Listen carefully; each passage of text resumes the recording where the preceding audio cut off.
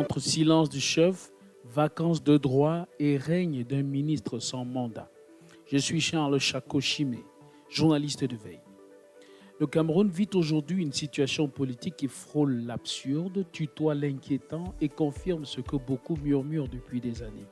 Le pays n'est plus gouverné, il est géré comme une préfecture privée où chaque autorité s'arroge des pouvoirs qu'aucune loi ne lui confère.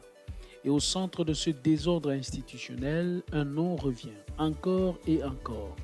Paul Atangandji, ministre de l'administration territoriale, devenu de fait le visage visible d'un pouvoir invisible.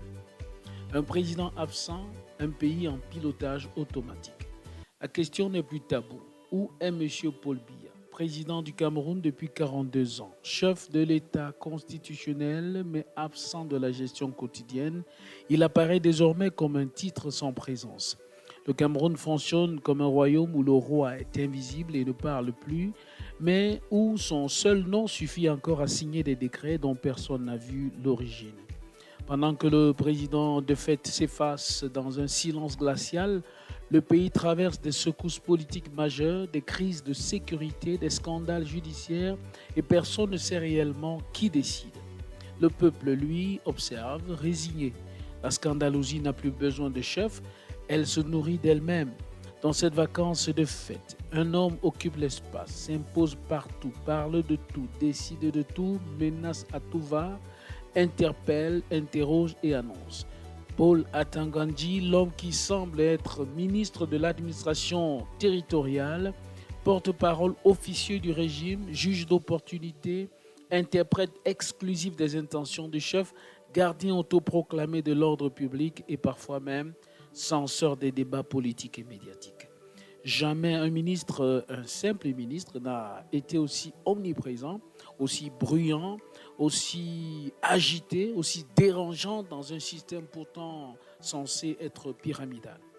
Dans un pays normal, un ministre n'a ni la légitimité, ni le droit, ni la compétence pour interdire les débats sur l'état de santé du président, menacer les médias, recadrer les partis politiques ou se substituer aux magistrats. En scandalosie, c'est devenu la norme.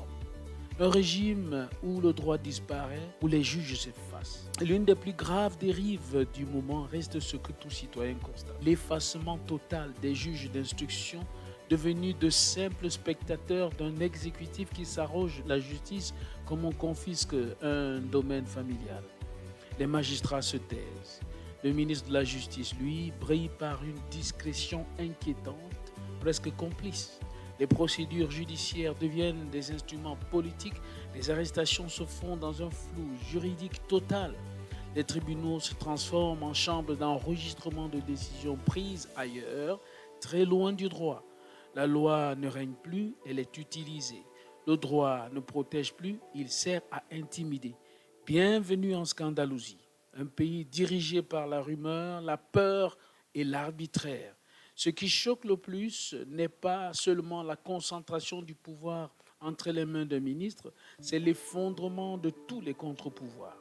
Assemblée nationale silencieuse, Sénat absent, Conseil constitutionnel décoratif, justice intimidée, une presse menacée, une opposition harcelée, les libertés publiques en voie d'extinction. Le Cameroun apparaît comme un pays où les institutions existent mais ne fonctionnent plus, où les lois sont publiées mais jamais appliquées, où l'État est présent dans la répression mais absent dans la protection. Le Cameroun vit une dérive, il faut le dire. Oui, il faut le dire. Le Cameroun connaît aujourd'hui une dérive autoritaire sans précédent. Un pays où les forces de sécurité entourent les domiciles des opposants sans mandat. Un pays où un ministre menace les citoyens pour leur opinion. Un pays où le chef de l'État est invisible, intouchable, muet et pourtant omniprésent dans les communiqués. Un pays où un homme qui n'a jamais été élu à un poste de souveraineté nationale se comporte comme le véritable gouverneur de la République. Il est temps de poser la question que tout le monde évite. Qui dirige réellement le Cameroun?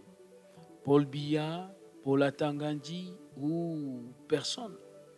Dans un État où le droit se dissout, où la justice recule, où l'autorité ne s'exerce plus que par la force, il ne reste qu'une conclusion.